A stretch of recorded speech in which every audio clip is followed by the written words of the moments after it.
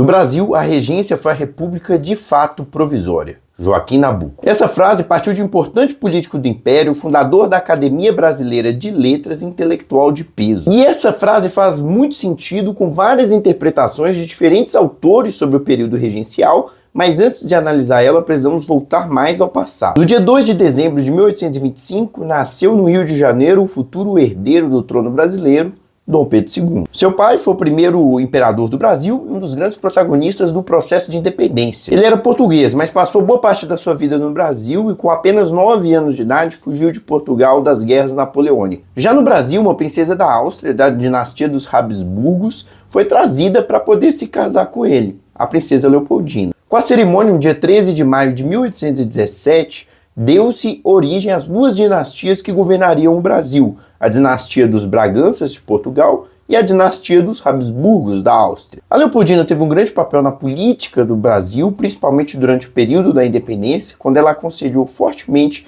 que Dom Pedro I ficasse no Brasil, no chamado Dia do Fico, e também teve um papel importante no Grito, no dia 7 de setembro de 1822. Só que é importante salientar que, ao contrário do que muitos pensam, ela nunca assinou um decreto da independência, isso não existiu. A prova disso é que esse documento simplesmente não existe, e o decreto que colocava ela como regente não dava poder para ela fazer tal coisa. O que ela fez foi escrever cartas bem firmes, aconselhando Dom Pedro no processo da independência, mas sobre isso a gente vai ter um mini curso só para poder falar da independência do Brasil e o primeiro reinado. O nosso foco é no segundo reinado, incluindo o período regencial. O fato é que, passado toda a tempestade dos processos de independência, inclusive o Dom Pedro I e a Leopoldina chegaram a perder um filho, eles tiveram um segundo filho que, com a morte do primeiro, se tornaria então o herdeiro do trono, que era o Dom Pedro II. Só que a saúde da Leopoldina, depois do parto, começou a ir de mal a pior. Ela estava tendo muitos desgastes com o Dom Pedro I, por conta do envolvimento dele com amantes, e de maneira assim explícita, levando elas, inclusive, para o palácio. Principalmente a chamada amante oficial, né, que era a Marquesa de Santos. E a Leopoldina chegou a ficar em um estado assim tão ruim que talvez hoje ela fosse até diagnosticada com uma depressão. Mas aqui é pura especulação minha também. Além disso, ela foi diagnosticada com febre tifoide e, pelo rudimentar tratamento da época, acabou morrendo pouco tempo depois do nascimento de seu filho. O Dom Pedro I sentiu-se bastante culpado pela morte dela, despachou a amante e tratou seu tempo de cuidar do filho, que era o Dom Pedro II, e da filha, Dona Maria. Só que uma coisa mexeu com tudo. No dia 10 de março de 1826, Dom João, que na época tinha 59 anos, morreu. E o Dom Pedro I era o herdeiro do trono de Portugal, mas ele estava governando o Brasil. Só que ele ficou governando apenas março, abril e maio, depois renunciou em favor da sua filha, que se tornaria então rainha de Portugal, e seria a Dona Maria II. O problema é que parte dos portugueses ligados ao irmão do Dom Pedro I, chamado Dom Miguel, se recusaram a aceitar que o Dom Pedro I era o herdeiro legítimo e tomaram o poder em golpe. Assim, o seu irmão passou a ser o rei de Portugal, chamado de Dom Miguel I. Dona Maria, então, permaneceu no Brasil sob a tutela do seu pai e ele acompanhava à distância o que acontecia em Portugal de um governo que considerava ilegítimo. 5 anos depois, em 1831, a situação no Rio de Janeiro não estava nada boa. Boa parte da população, de militares e de jornalistas acusavam Dom Pedro I de ser autoritário e manifestações na rua começaram a crescer, chegando a colocar de 4 a 5 mil pessoas no campo da aclamação. Essa grande manifestação, que tinha lá militares, políticos, toda a oposição, aconteceu no dia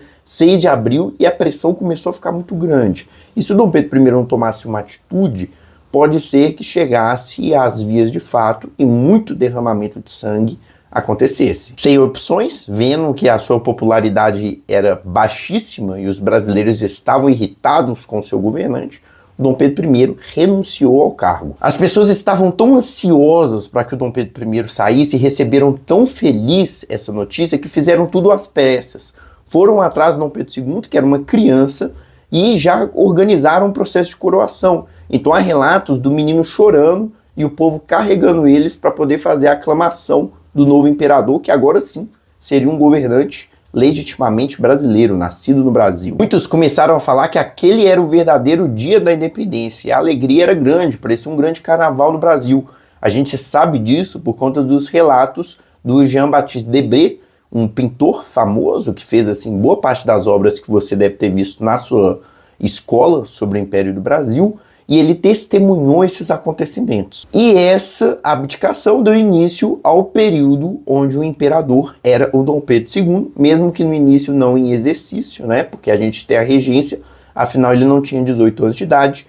E aqui nesse mini curso nós vamos analisar uma interpretação feita pelo historiador e cientista político José Murilo de Carvalho, que divide esse período em 3 fases. Fase 1, de 1831 a 1850, chamado de a construção da ordem, foi o momento onde o Brasil tentava construir uma unidade nacional.